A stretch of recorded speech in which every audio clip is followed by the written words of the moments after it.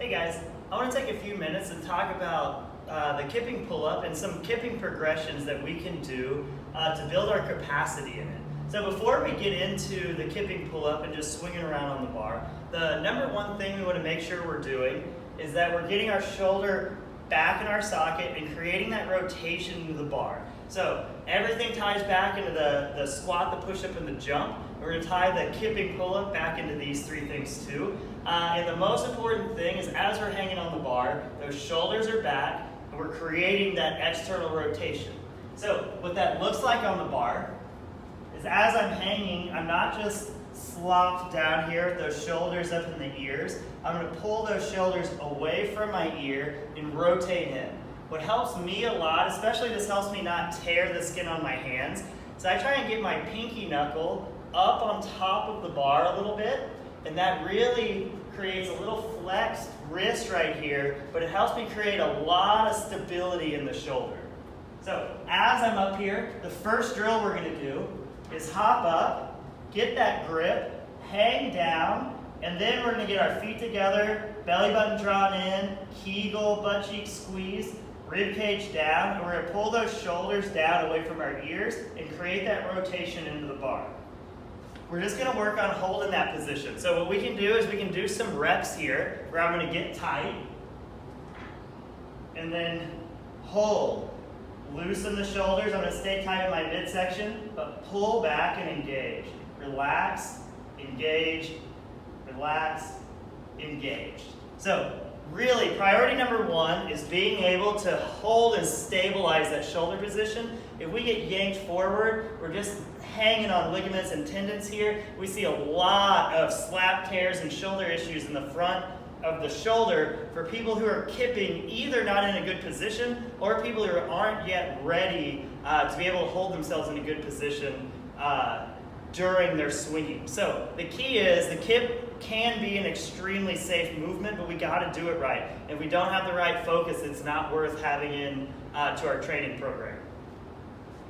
So once we have that set shoulder position, now we're just going to work on swinging back and forth here. So I'm going to get here nice and engaged, and I'm just going to swing back and forth. I'm just looking for that rhythm. So we're looking for a neutral position, feet together, butt tight, belly button drawn in, Kegel, rib cage down, standing tall, shoulders rotated back. So that's neutral. I'm going to look for that arch position in the hollow position. And just literally I'm just going back and forth here, staying tight with everything and making sure that I'm trying to stay balanced. So remember, we want to tie this back into everything we're doing. This arch position shows up over and over again. So if you look at how I jump, I get nice and tight with everything. Hips go back, shins vertical, I'm at a 45-degree angle, and I'm going to swing my arms, and I'm going to jump in the air. As I jump in the air, my back hits this arch position. It's really my full body hits this arch position as I get a lot of power out of my hips. That's where a lot of the power is going to come from in the kip. And we want to relate this stuff. It's not just because if we do things the right way in the kip, it transfers to everything else out in the real world. It's also because this is how we get the most power out of our kip. So we want to keep it simple. We see a lot of people do broken back positions. We see a lot of just extra movement going on. It's just going to be arch, I'm tight, hollow. Back and forth here. Ultimately, as we build and build our kip, it's just going to be these same positions over and over again, and the more complicated you make it, and the more extra stuff we do, the more power just dissipates out into getting nothing done. So, let's go back, get nice and tight. We're just looking at working on creating that arch in that hollow position and finding the rhythm there. So once we have that, now we want to kind of put that to the side. We want to table that for a second. And now what we're going to work on is going, instead of swinging from these two things, we want to work on how we get power from our hollow position and throw our hips forward and how that relates to other things in real life. So imagine if I had a river right here and I was hanging on a branch and I needed to swing and get across that river. what would I do? I would start swinging, everything's nice and engaged, and when I come forward, I would swing my feet forward, fast, and then I'd throw my hips, and that would send my body weight over. So what's tough with this drill is getting our brains out of the way we would swing on the bar to stay even for a kip, and into the way we would swing on the bar to get our bodies moving in a direction. The reason I like to throw this drill in is because it's extremely natural. If we start imagining a wall right here, you can imagine your feet coming to that wall, smacking it, and then throwing your hips over the wall. So I'm going to do it one more time, and just imagine my feet hitting a wall, and then I'm going to launch my hips over it, and you're going to see because of my body angle being here, I'm going to launch at that same angle. So everything in front, everything behind, my feet are going to come forward, hit a wall, flies me off. So now all the kip is me doing that exact same thing, except with everything here and here. I'm going to use the same body positions, but now I'm going to keep my weight centered here.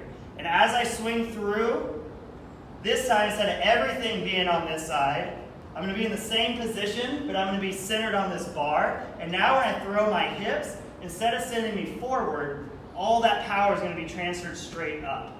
So now let's get back into our swing. Get a few reps there.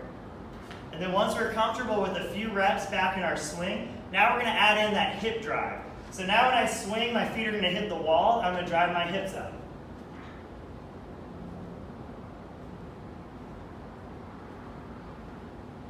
So I'm looking for a real powerful, real quick transition from my arch to that hollow where I hit the wall, and immediately throwing my hips up to that arch position. It looks exactly like the top of that jump when I jump up. So now what we have is we've got our kip. We have a way to swing on the bar and create a lot of power from our lower body. Again, we want to prioritize getting that shoulder in the right position as we do all of it. All of it is worthless if we've got that shoulder here. All of that power and all of this jankiness going on can really just rip that shoulder apart. So again, like always, this is just all the bells and whistles. What really matters is, are we bracing our core the right way, and are we stabilizing the hip and shoulder the right way? That's ultimately what matters as you're practicing this stuff. So now let's talk about the two primary styles of kipping we see and how they relate and kind of why we might do one over the other. So the first one is going to be the C kip, and this is the one I just did. This is going to be the exact same arch to hollow position. Throw my hips up, and I'm going to pull myself to the bar. Now what you're going to notice, what I have to do is, since I'm in this arch position up at the bar, I need to get into my next rep. So to get in the next rep, I'm going to need to push away, and I'm going to need to get my feet back out in this hollow position as I come back through. That way at the bottom, my momentum can swing me back into my next rep. I'll do a few.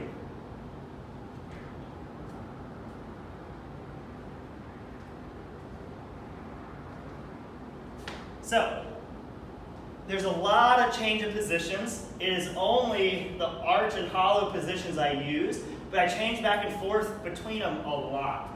So what we tend to see is people take a shortcut, and when they use the C-kip position, what we see is we don't actually get the hip drive. So what we see a lot of is people using the swing, and then they just leave their feet out in front. That way it puts them into their next rep a lot. I'll show you what that looks like.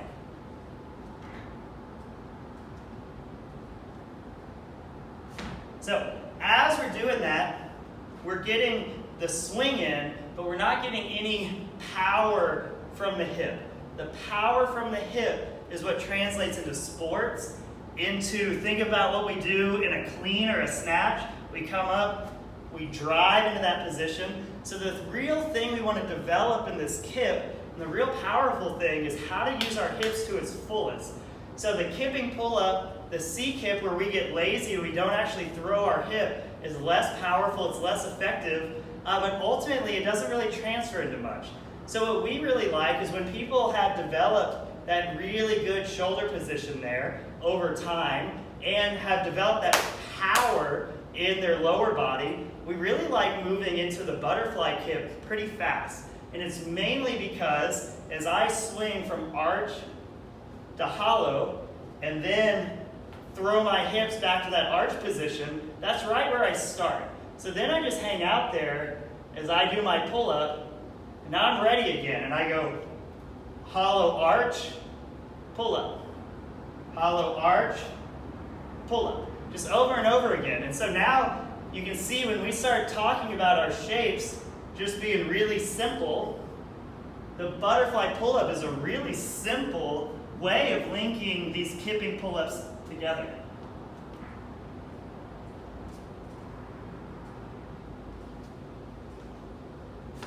So we can start practicing the rhythm of it, but really we like this move because it's really fast, but it's also really simple and really effective way of training that explosive hip that we're actually looking for. Some common errors we see, and we see a lot of people talk about how much upper body strength you need for the butterfly pull-up, and the people that are saying this are usually doing the butterfly pull-up wrong. So usually what we see is people use the swing, and they start pulling up, and during their pull-up, they move their feet back to reset. These are the people saying the butterfly pull-up uses more upper body strength. What we want to do is we swing, throw our hip, and when we throw our hip, that puts us back in our arch position that we can just hold for our next rep. So really, the C kip, we've got to go up. That's the first variation I showed. And we've got to hold ourselves up there, push away. We have to actually hang on a lot. With the butterfly kip, we've got momentum. So I'm going to do my swing, and then I stop pulling about 3/4 of the way up, and my momentum takes me the rest of the way as I fall back down and then re-engage right there at the bottom. And then that is what makes that butterfly kip not only faster, it also makes me use that hip more, but it's actually easier on the arms and uses less muscle because I'm only pulling up part of the way. So, as you're learning the difference between the C kip and the butterfly kip, keep in mind the kip is the exact same. It's just how we get into that next rep.